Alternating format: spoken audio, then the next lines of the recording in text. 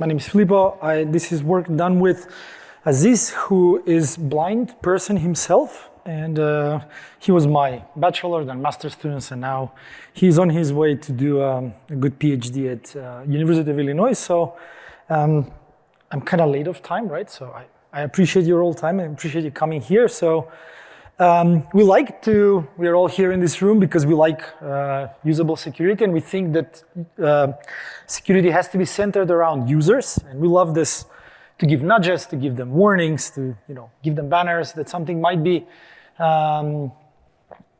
coming their way that could be potentially dangerous. But not all users are the same. Some of users that we present all of this usability, or we throw all this usability at them, are blind and low vision. And here's a definition, if you want to know. This is the US definition. Perhaps in other countries, the definition is different, and Mr. Langley here can testify to that. So just for an example, if you have a screen reader, then if you have a password mask that it's just dot, dot, dot, dot, dot, dot, it gets annoying. Usually some websites, if you're blind, then they might strip that, but that's privacy problem. Not to mention that if you have something like a semaphore or like a traffic light to indicate the strength of the password is not communicated if there is no alt text. Or if you're getting a call, usually, for example, if you're blind, or even if you're low vision, you're getting stuff on your phone, and we like to see scam-likely stuff, but that's something that doesn't come to a blind person. They have to hear it, and if they don't hear it properly, they can't act on it. And if you're low vision and you try to find a button, then it can get confusing. And here's one example. I try to cover something that we all take for granted, but might not be easy for a blind or low vision person to do it. And prime example here, where one of the biggest mail providers tells us all that something looks safe, but how does something look safe to a blind person, right? That's something that made us curious, and we wanted to do a study with precisely because of this, because for example, red color in a banner that you saw before means nothing to a blind or low vision person, or any color for that matter. But they equally receive emails that are dangerous and have dangerous links and have dangerous attachments. So we wanted to see how they fare and what kind of utility they get out of email banner warnings, because email is still the dominant way how they communicate. One thing that we uniquely wanted to do is to do the study in something which we called naturalistic settings, but then we came to an agreement with our reviewers to call it realistic settings, which is fine. Meaning that we don't want them to bring it to a lab. We wanted to do the study using their own email, using their own assistive technology on their own time, and selection of emails they'll want to do it as a part of a sorting email exercise. So when we do a lab studies, right, we have to be careful not to do a lot of harm, we can't phish people and we can't ask them to do their passwords. So to avoid that, usually lab settings, when they test banners, we like to select Fishbowl, thank you, Cornell, or other places, and then we give those phishing emails, and then we ask people to assess or train them. And it's not just about the lab studies. Any phishing simulation that you see in a company usually has selection of those emails and something crafted perhaps to be fitting to the company context. But we don't know where and how blind people work with, so we wanted to make sure that they pick an email that they like and use it by themselves. So we allow them to do that. We allow them to pick an email that they want to get, and something that is related, something that is sent to their own email address. And to use whatever assistive technology they want. We didn't only focus ourselves on phishing email, but we also included spam warnings, and we allowed them to use any device they want and any email client they want, because not everyone uses Gmail. So finally, 4 research questions. We wanted to, of course, understand what's the accessibility and usability of these banner warnings. Whether do these people adhere or continue to pay attention to the banner warnings, a similar way as their cited counterparts do. What kind of cues they use in case these are not accessible or they're not they don't provide the same warning utility or friction utility as for sighted users. And in the end, if that's not the case, what they will give us as an idea, like Aziz said, to how things should be redesigned, because we also in a similar capacity followed the maxim that people with disabilities use, is that nothing for us without us. So we wanted to completely honor that and include them within such a design or redesign process. We had 21 participants. We tried to balance, to not bias the sample. We tried to have balanced according to all the demographic, all the demographic dimensions. Predominantly people used iPhone, but there was also laptops and Windows. There were 19 that used Gmail and only a couple of people who used Outlook. The app on their phones, because iPhone provides quite an alright voiceover, something they use. They use anything. They use JAWS, they use NVIDIA, and everything that they wanted. Mostly of people used screen reader, but we also had low vision participants who used magnifier and contrast.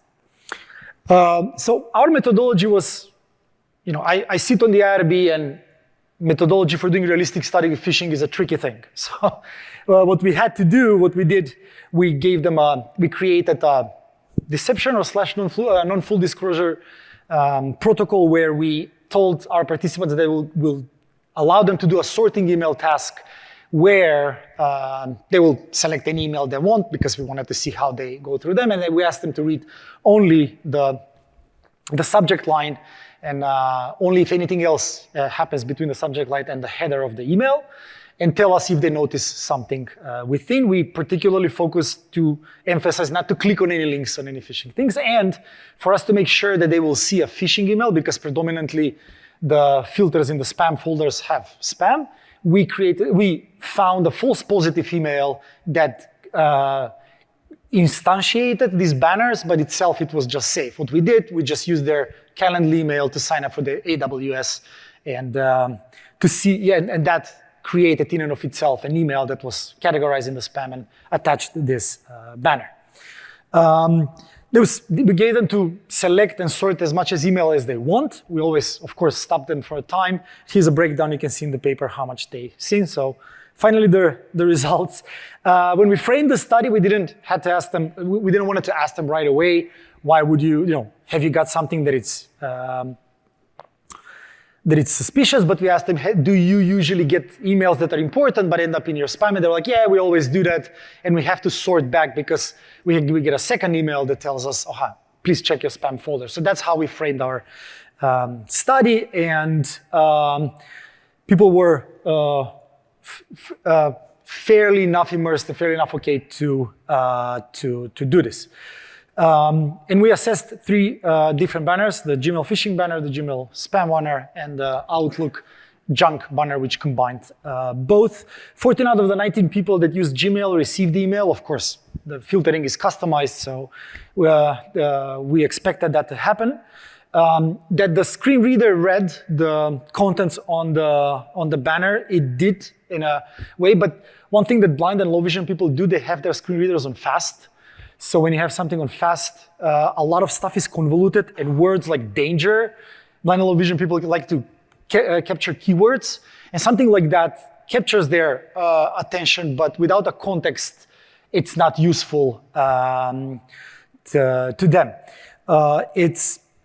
And when you don't have a context to understand that and there is a danger warning coming to you, then it creates a state of confused apprehension. So they don't know what to do with the email. Is this confusing?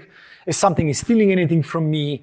Do I have to emotionally react to this? Is there something else that I have to expect? And it's something that keeps them pretty much uncertain. Similar thing happened with the spam banner, where they didn't understand to whom they report the spam. So yes, they got the idea that this is Gmail behind, but for them, being dependent on most of them being dependent on disability support, they're equally targeted with a lot of social security scams. So for them, reporting is something that is very important, and they like to know the entity to whom they can turn and trust in that context. Of course, the text seems to be confusing because the text is some kind of designed to be interactive for someone who can actually make a full sense of the visual appeal, and just conveyed by the text without the visual elements seemed mostly confusing for all the participants. For the Outlook junk, it was that Outlook did a good job to, perhaps a relatively good job to have not necessarily a lot of colors and banners, but they had a couple of follow-up sentences that were read by screen readers, and the magnifier used to mix, if not set properly, used to mix them up. So it was again confusing because they like to save a little bit of space and try to be minimally obtrusive, but that for a blind person is really an obstruction in and of itself, and people mostly in that case proceed and will probably ignore that. When we try to ask them about the adherence and attention, we didn't precisely have them to measure actual habituation, but we try to infer it when we talked with them when they do the email selection task. They clearly figured it out that after 2 or 3 readings of the banners in any of the scenarios, they're like, okay, I don't understand what this is much. I usually get it, but then I always have to go to the body of the email to infer whether this is safe for me or not. Sadly, because they're left on that and the banners are not necessarily fully usable to them, we found that 6 out of 21 people in our sample have fallen for fish before, and only 30 had got a proper phishing training, and they rely only on the cues that are logical and not necessarily oral or anything that is within the interface. So when we asked them what they would like to do, the first thing, all of the 21 people said that none of the banners was an interactive element, so you can tab and get to it and make your screen reader probably very slower to get to hear it. They wanted to have some sort of categorization system like DEFCON, so they can know what kind of risks there are ahead, so they can simply ignore an email and get used to that kind of communication. They also wanted to, some of them propose some sort of small alerts, but because they like the alerts they use into this operating systems they use. But some of them, of course, warned that someone could get habituated to that could get warned, and but in and of itself, they and low vision users wanted they immediately objected that there is not a palette for colorblind users, and the rectangular shapes might be too much for overlapping for someone who uses a magnifying technology or a contrast, because it creates a little bit of a problem to access the textual content inside. So I think I'm on time. So the paper is long, so you can read it. So.